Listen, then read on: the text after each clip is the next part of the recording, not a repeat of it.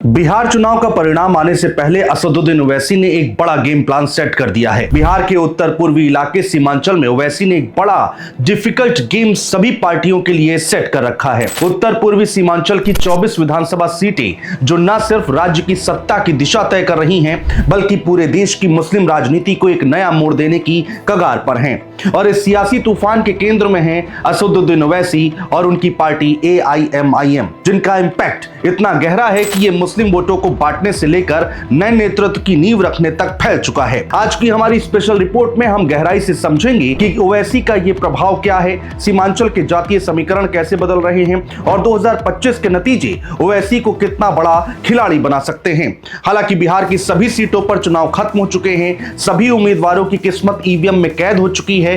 तो आज हम आपको ओवैसी के बिहार गेम प्लान के बारे में बताने जा रहे हैं। दोस्तों, सबसे पहले ओवैसी के इंपैक्ट को समझिए। असदुद्दीन ओवैसी हैदराबाद से सांसद और AIMIM के चीफ, मुस्लिमों की आवाज को राष्ट्रीय स्तर पर उठाने के लिए जाने जाते हैं।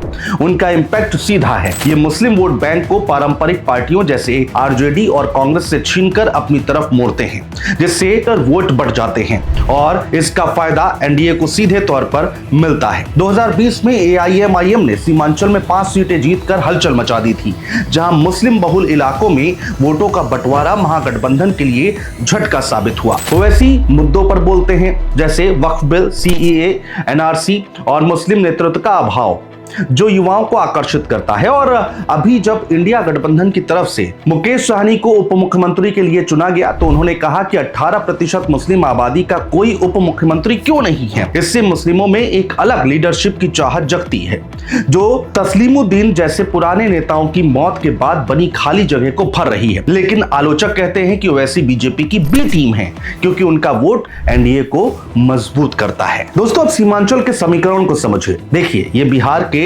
4 जिलों किशनगंज, अररिया, कटिहार और पूर्णिया को मिलाकर बनता है। यहाँ की कुल आबादी में मुस्लिमों का हिस्सा करीब 47% है। बिहार माइनॉरिटी कमीशन के आंकड़ों के मुताबिक किशनगंज में 67%, कटिहार में 42%, अररिया में 41% और पूर्णिया में 37% मुस्लिम हैं। लेकिन मुस्लिमों में भी जातीय विभाजन है, जो चुनावी समीकरण बनाता है। यहाँ सुरजापुरी मुस्लिम सबसे ज्यादा है, जो किशनगंज की 4 सीटों, पूर्णिया की अमौर और बायसी, कटिहार की बलरामपुर पर निर्णायक भूमिका निभाते हैं। फिर कुल्हिया मुस्लिम है, जो अररिया और जोकीहाट में मजबूत है। इसके अलावा शेरशाहबादी मुस्लिम है, जो पश्चिम बंगाल से आए हैं और बांग्ला बोलते हैं। ये मेहनती हैं, लेकिन कुछ नेता इन्हें घुसपैठिया कहकर ध्रुवीकरण करने की कोशिश करते हैं। बिहार के जातीय सर्वे से पता चलता है कि पूरे राज्य में मुस्लिम 18% है और इन्हें पारंपरिक रूप से RJD का कोर वोटर माना जाता है। लेकिन अब ओवैसी इस समीकरण को चुनौती दे रहे हैं। दोस्तों, आप याद कीजिए 2020 का चुनाव। उस वक्त AIMIM ने सीमांचल में धमाका कर दिया था। पार्टी ने 5 सीटें जीती, अमौर, बहादुरगंज, बायसी, जोकीहाट और कोचाधामन। ये महागठबंधन के लिए बड़ा झटका था, क्योंकि मुस्लिम वोट बैंक बट गया। 3 सीटों अमौर, बहादुरगंज और बायसी पर महागठबंधन के उम्मीदवार तीसरे नंबर पर रहे, जबकि NDA दूसरे पर। एक्सपर्ट कहते हैं कि सत्ता विरोधी लहर भी वजह थी, लेकिन AIMIM ने मुस्लिमों की नाराजगी को भुनाया। उस चुनाव में सीमांचल की 24 सीटों में NDA ने 12, जिसमें से BJP 8, JDU 4, महागठबंधन ने 7, कांग्रेस 5, RJD और CPI-ML 1-1 और AIMIM ने 5 सीटें जीती। AIMIM को पूरे बिहार में 1.24% वोट मिले, लेकिन जिन सीटों पर लड़ी वहां 14.28% वोट मिले। लेकिन जीत के बाद 4 विधायक RJD में शामिल हो गए, सिर्फ अखरुल ईमान बचे। इसमें AIMIM की साख पर सवाल उठे, लेकिन ओवैसी ने हार नहीं मानी। खैर, अब आते हैं 2025 पर। इस बार सीमांचल में पार्टियां पूरी ताकत से उतरी हुई हैं। महागठबंधन में कांग्रेस 12 सीटों पर है, RJD 9 पर है, VIP 2 पर है और CPI-ML 1 पर लड़ रही है।